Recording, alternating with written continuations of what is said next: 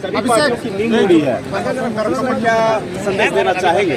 देखिए, कहीं ना कहीं जेबी केसेस एक आम व्यक्ति की जरूरत बन के आई है। जैसे अभी मैं अगर पिछले 6 महीने का रिपोर्ट कार्ड प्रेजेंट करूं, हालांकि मैं चाहता हूं कि ये काम हमको ना मिले, क्योंकि ये काम होता है किसी मजदूर की डेथ होती है और कंपनी को तालाबंद किया जाता है और मुआवजा की बात आती है। तो लगभग हम लोग 30 को रिजल्ट दिए हैं, लगभग 10 लाख, 12 लाख, 15 लाख, 16 लाख मुआवजा दिलाए हैं। आप उसी गांव में चले जाइए जहां मजदूर को मुआवजा मिला है, उससे 10 साल पहले भी मुआवजा मिला था, लेकिन 50,000 माने 25,000। तो आखिर मुआवजा में डिफरेंस क्यों हुआ? इसलिए हुआ कि जब आंदोलन होता था तो गेट जाम आगे होता था, मजदूर की डेड बॉडी आगे होती थी, लेकिन विधायक जी की एंट्री पीछे से होती थी। वो 4 लाख 5 लाख लेते थे, 50,000 मजदूर को देते थे। लेकिन जेबी केसेस ने एक नया रास्ता दिखाया है कि जेबी केसेस मीडिया के साथ एंट्री करती है, एकदम फेसबुक में लाइव एंट्री करती है। वो कहीं ना कहीं आम व्यक्ति की हम लोग जरूरत बने हैं। अभी कल की बात करें, एक माता का फिर कोयला खदान में धंसने से डेथ हुआ, उनको भी नियोजन मुआवजा जो भी मिला। तो कहीं ना कहीं आंदोलन आज चल रहा है। कुछ दिन पहले 3 महिलाएं डेथ कर गई थी, 4 दिन बाद उनको इंसाफ मिला और जेबी के लोग वहाँ खूंटा गाड़ कर खड़े थे। तो ये चीज हम लोग पारदर्शिता से कर रहे हैं, यानी हम लोग सबके सामने कर रहे हैं कि हम लोग कर क्या रहे हैं। लेकिन इससे पहले क्या होता था कि पता ही नहीं चलता था कि टेबल टॉक कहाँ होता है, बात किससे किया जाता है। अब तो लोग ये भी जानते हैं कि एचआर होता है, एजेंट होता है, जीएम होता है, तो थाना के लोग होते हैं, इस प्रकार से मीटिंग होती है, इस प्रकार से टेबल टॉक होता है। तो हमने क्या किया है कि पारदर्शिता को लाने का काम किया है। और पारदर्शिता क्या होती है? विश्वास का काम करती है। इसके कारण लोग हमारे साथ विश्वास के साथ जुड़ने लगे हैं और उसका परिणाम है कि हम लोग अच्छा रिजल्ट भी कर रहे हैं। और जो हमारी हैसियत है अभी जितनी, क्योंकि हम लोग संवैधानिक पद में नहीं है, उस हैसियत से दोगुना बढ़ के आज हम लोग झारखंड के मजदूरों के हित की बात करें, छात्रों के हित की बात करें या अन्य जो शोषित लोग हैं उनके हित की बात करें, हम लोग काम किए। सीएनटी एक्ट का उल्लंघन जो हो रहा है उस तरफ, देखिए, सीएनटी का उल्लंघन मुख्यमंत्री इसलिए करना चाहते हैं क्योंकि मेरे भाषण को उन्होंने भी सुना है कि एक आदिवासी का जमीन आदिवासी खरीदेगा, लेकिन थाना के अंदर खरीदेगा। और मुख्यमंत्री क्या किए हैं कि थाना के बाहर जमीन खरीदे। थाना नहीं, वो तो जिला के बाहर खरीदे हैं। घर उनका रामगढ़ है, जमीन उन्होंने खरीदा है कहाँ? गिरिडीह में, धनबाद में, बोकारो में, दुमका में और बहुत सारे जिलों में खरीदा है। तो ये क्या है, वो अपने आप को बचाने के लिए बाकी आदिवासियों को बलि चढ़ाना चाहते हैं, सीएनटी को उल्लंघन करना चाहते हैं। और अगर सीएनटी जैसे से कमजोर होगा, आदिवासी मूलवासी का रक्षा कवच टूटेगा और यहाँ के लोग लगातार भूमिहीन हो जाएंगे, पलायन होंगे और फिर जो एक शब्द होता है गुलगुलिया बोलना नहीं चाहिए, उसी दशा में ये जीवन यापन करेंगे। आपका सवाल था गिरिडीह का। देखिए, गिरिडीह की जनता जब तक आंदोलन नहीं करेगी, क्योंकि हमारे यहाँ 24 जिला है, 264 प्रखंड है, 32,000 गाँव है, 32,000 समस्या है। स्थानीय लोग जब तक मजबूत नहीं होंगे, स्थानीय लोग जब तक नेतृत्व नहीं करेंगे, जरा मत आगे क्या करेगा बताइए। स्थानीय लोग मजबूती के साथ आगे बढ़े, हम आपके साथ। जेबी केसेस क्या करेगी? पूरे झारखंड में अपनी पार्टी को उतारेगी? हाँ, हम लोग देखिए लगभग मैक्सिमम लोकसभा की सीटों पर, क्योंकि हमें लगता है कि बहुत सारे ऐसे मुद्दे हैं जो केंद्र के मुद्दे हैं, केंद्र तक हमारी आवाज़ जाना चाहिए। नेशनल मीडिया में हमारे मुद्दे गौन होते हैं। तो जब हमारा एमपी जीत के जाएगा तो मुझे लगता है कि केंद्रीय मीडिया के सामने, नेशनल मीडिया के सामने हमारा स्थान मिलेगा। और जब हम वहाँ तर्क के साथ अपनी बातों को, बाकायदा डाटा कलेक्शन के साथ जब अपनी बातों को रखेंगे, बीसीसीएल के आंकड़ों को दिखाएंगे, एचईसी के आंकड़ों को दिखाएंगे, टाटा के कारनामों को दिखाएंगे, बेरोजगारी को दर्शाएंगे और खनिज संपदा की जो लूट मची है, उन चीज़ों को जब हम लोग प्रेजेंट करेंगे सदन में ले जाकर नेशनल मीडिया हाउस में, तब मुझे लगता है झारखंड के प्रति लोगों का नजरिया भी बदलेगा और लोगों को सच में आभास होगा कि झारखंड एक हमारा छोटा भाई के स्वरूप है, हमारे देश का एक राज्य है, लेकिन उसके साथ इतना अन्याय, उसका उन्हें आभास होगा। और मुझे लगता है तब कहीं ना कहीं एक बेहतर झारखंड के हम लोग बढ़ेंगे। आप बोलते हैं लगभग सभी लोकसभाओं में चुनाव लड़ेंगे, लेकिन गिरिडीह और धनबाद के लोकसभाओं में ज्यादा आपकी फोकस और सभाएं रहती है। देखिए, सबसे पहली बात इस चीज को आपको जानना होगा कि सबका एक केंद्र बिंदु होता है। नरेंद्र मोदी लाख पूरे देश में चुनाव लड़ते हैं, हेमंत सोरेन लाख पूरे राज्य में चुनाव लड़ते हैं, लेकिन वो बरहेट दुमका उनका चूंकि बेस है, नरेंद्र मोदी का अभी बनारस को बेस बना के रखे, सबका एक बेस होता है। देखिए, चुनाव का मतलब क्या होता है कि आप शुरुआत एक जगह से होती है, लेकिन जब आगे बढ़ते हैं तो उसका प्रचार फैलता है। आग छोटी सी होती चिंगारी, लेकिन वो धपते धपते फैलती है। तो हमारा बेस कहीं ना कहीं धनबाद बोकारो ये सर्वमान्य है, ये सर्वविदित है। तो हम लोग अपने बेस में है और बेस के आधार के बाद हम लोग बढ़ रहे हैं। ऐसा नहीं है कोडरमा लोकसभा में है, फिर हम लोग कुछ दिन बाद दुमका लोकसभा में दिखेंगे। गिरिडीह से आप होंगे सर प्रत्याशी? 20 जिलों में हम लोग पहुँच चुके हैं। उम्मीदवार की घोषणा मैंने नए साल की स्टार्टिंग में हो जाएगी। कहाँ से जयराम महतो का कौन सा विधानसभा लोकसभा होगा?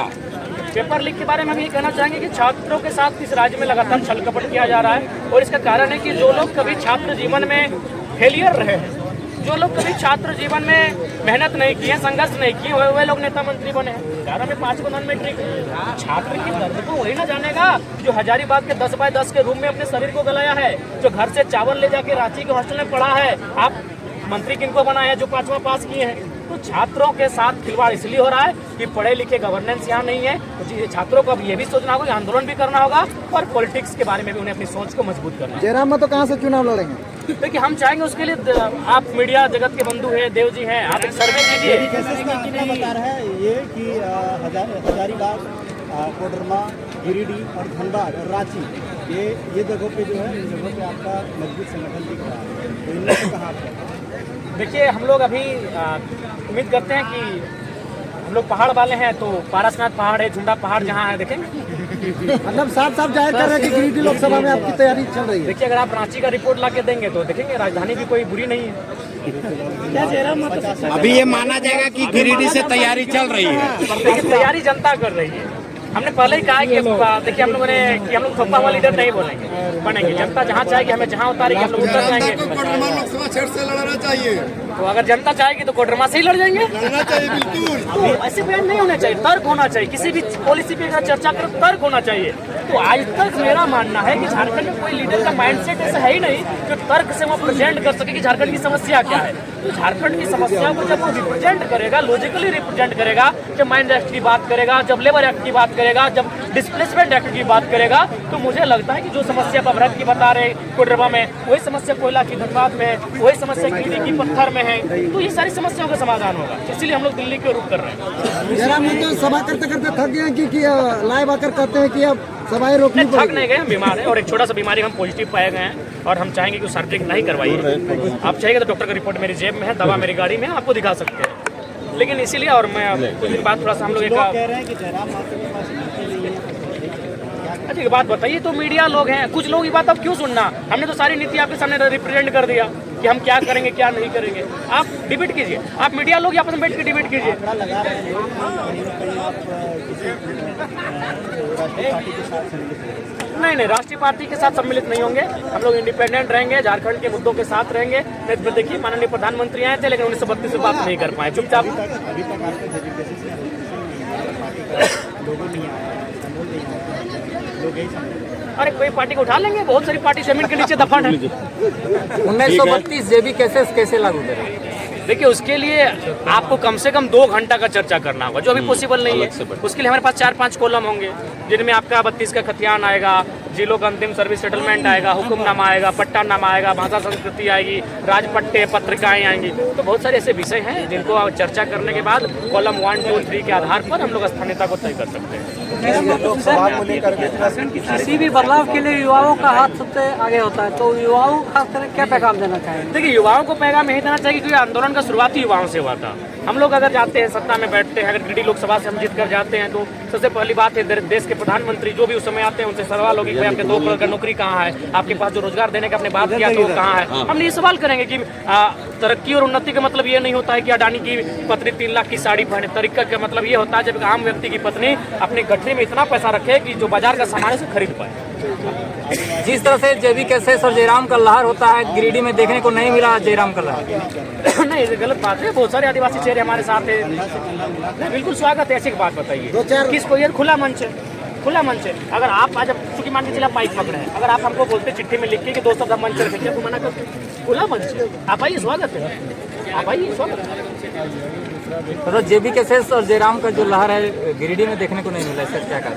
नहीं बिल्कुल कैसे देखने को मिला, शानदार लहर है। हम लोग विचारधारा है और अब हम लोग नुक्कड़ सभा में तब्दील हो चुके हैं। अब बड़ी सभाएं नहीं होंगी ये तो हमने अब देखिए हमारे जो टैगलाइन वो भी बदल चुका है। अब बदलाव संकल्प सभा नहीं, अब जन आशीर्वाद जनसभा है। ये एक यात्रा पर अपना जो टैगलाइन जो बोल रहे हैं कि बदल रहे हैं, कल दिन में ये नहीं हो कि आपके जो मैनिफेस्टो लेकर आ रहे हैं सत्ता में। मैनिफेस्टो और ये अलग विषय, मैनिफेस्टो अलग विषय होता है और हाँ ये वो समय से बदलते रहना चाहिए, वो एक अलग विषय है। जैसे एक तरीका होता है।